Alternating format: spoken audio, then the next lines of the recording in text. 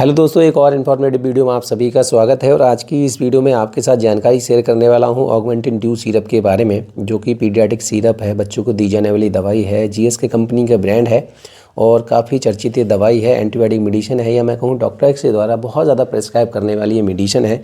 ज़्यादातर केसेस में इस दवाई का प्रयोग कराया जाता है। तो आखिर कौन कौन सी वो समस्याएं होती हैं जिनको दूर करने के लिए डॉक्टर अक्सर बच्चों को ये सिरप प्रेस्क्राइब करते हैं। इस सिरप को पिलाते वक्त क्या क्या सावधानियाँ आपको ध्यान में रखनी चाहिए, बाकी इस सिरप से क्या क्या साइड इफेक्ट हो सकते हैं, सब कुछ इस वीडियो में जानेंगे। प्लीज़ इस वीडियो को आप पूरा देखिएगा, दोस्तों के साथ शेयर कीजिएगा। मुझे सपोर्ट करने के लिए चैनल को आप सब्सक्राइब कीजिएगा। एमआरपी की अगर मैं बात करूँगा दोस्तों, 30 ml का ये पैक है और 30 ml की करंट एमआरपी है 67 रुपये 54 पैसे। ज़्यादातर मेडिकल स्टोर पर आपको ये इजीली मिल जाता है। हालांकि कभी भी आपको बिना डॉक्टर की सलाह के ये सिरप अपने बच्चे को पिलाना नहीं होता है। फिर भी पेरेंट्स अक्सर गलतियां करते हैं। क्या करते हैं आगे हम वीडियो में जानेंगे। बात करूँ दोस्तों इसमें दवाइयों की, तो इसमें 2 दवाइयाँ ऐड की जाती हैं, एमॉक्सिसिलिन, पोटेशियम क्लैवलानिक एसिड।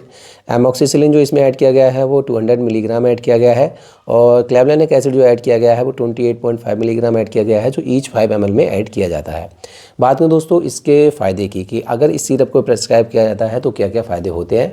तो एंटीबायोटिक मेडिसिन है, तो ज़्यादातर लोग जानते ही हैं एंटीबायोटिक मेडिसिन का जो यूज़ है वो बैक्टीरियल इन्फेक्शन को कम करने के लिए किया जाता है। तो अगर किसी को चोट लग जाती है और चोट लगने के बाद घाव लंबे समय तक नहीं भर पाता है, उस घाव को भरने के लिए भी इस दवा का प्रयोग कराया जाता है।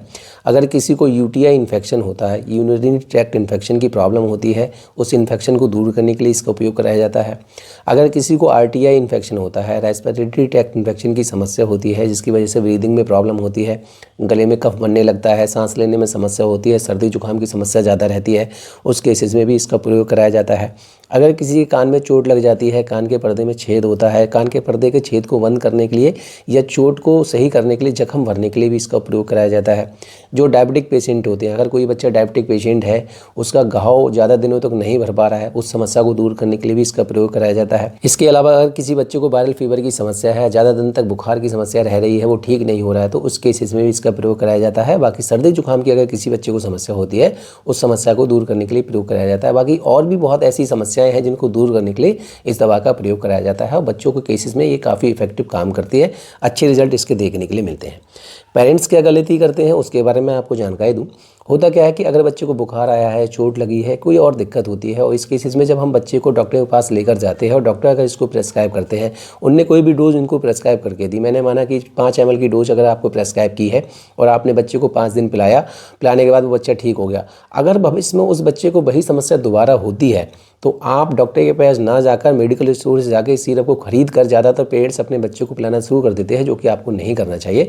दोस्तों हमेशा आप याद रखिएगा, जब आपके बच्चे को कोई समस्या होती है, आप डॉक्टर के पास जाते हैं, तो आपने देखा होगा कि डॉक्टर्स अक्सर आपके बच्चे का वेट करेंगे, उसके बाद डोज प्रिस्क्राइब करेंगे। मतलब जो दवाई है उसका जो प्रिस्क्रिप्शन है हमेशा वेट के हिसाब से ज़्यादा केसेस में देखा जाता है। आपके बच्चे का वजन कितना है या आपका वजन कितना है, उस केस में ही दवाई प्रिस्क्राइब की जाती है।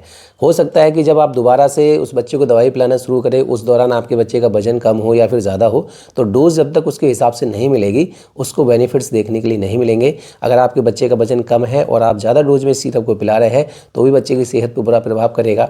अगर आपके बच्चे का वजन ज़्यादा है, आप कम डोज में इसका सेवन करा रहे हैं, तो बच्चे को इसके रिजल्ट देखने के लिए नहीं मिलेंगे।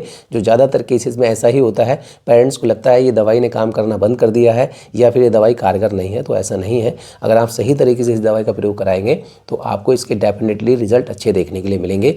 बाकी मैं आपको एक जानकारी और भी देना चाहूँगा। कई बार ऐसा भी होता है कि कुछ लोग इसकी जो कैप है उसको ओपन नहीं कर पाते हैं, तो उसके बारे में भी मैं आपको जानकारी दे दूँ।